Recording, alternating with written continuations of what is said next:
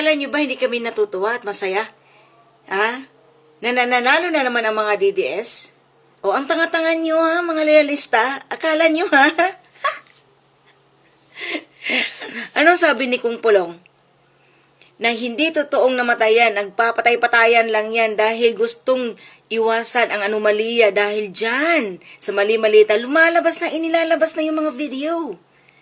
O, kita nyo? Kung sino talaga ang utak, sino talaga ang mastermind. Ngayon, nadadagdagan pa yung sa unprogrammed fund, unprogrammed appropriation. Sino ang may gawa ng lahat ng yun? Supreme Court ang naglabas talaga.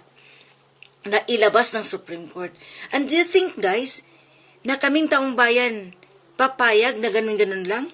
Mamamatay lang siya? Paano kung makabral-kabral na naman yan? Ha? Kunyari namatay, pero hindi pala namatay. Tanga! Good job, mga DDS. Good job sa atin. Oh. Ayaw naming mamatay si Bangag. Sa totoo lang, ayaw naming mawala siya dahil gusto naming makita kaming taong bayan na may Marcos na makukulong. That's it. Dahil sa loob ng ilang dekada, walang Marcos na nakukulong. Bakit? Ang mga magulang nila nakulong?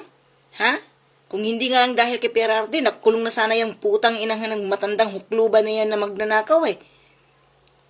Oh. Sana makatikim na sana, may Marcos na sana makukulong. Tuwang-tuwa na kami sana nung time na yun. Kung hindi dahil lang kay PRRD. O ngayon, do you think guys papayag kami na may Marcos na mawawala na naman? Maglalaho na naman? In part 2? No way! So gusto naming may Marcos na magdudusa sa kulungan or mahahatulan ng bitay. Yun, mga tanga kayo, mga ugok.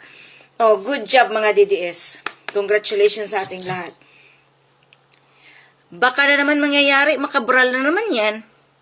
Nakala mo'y tumalon, pero hindi pala tumalon. Oh, diba? Akala nyo namatay si Cabral? No, hindi namatay si Cabral. Patik-atik lang yun. Kunya-kunyarian lang yun. Paano kung namatay si Bangag? Kunya-kunyari ang patay. Tapos wax pala yung nilagay dun sa kabaong. Wax pala yung ilalagay dun sa sa kahoy, sa apoy, sa kayo.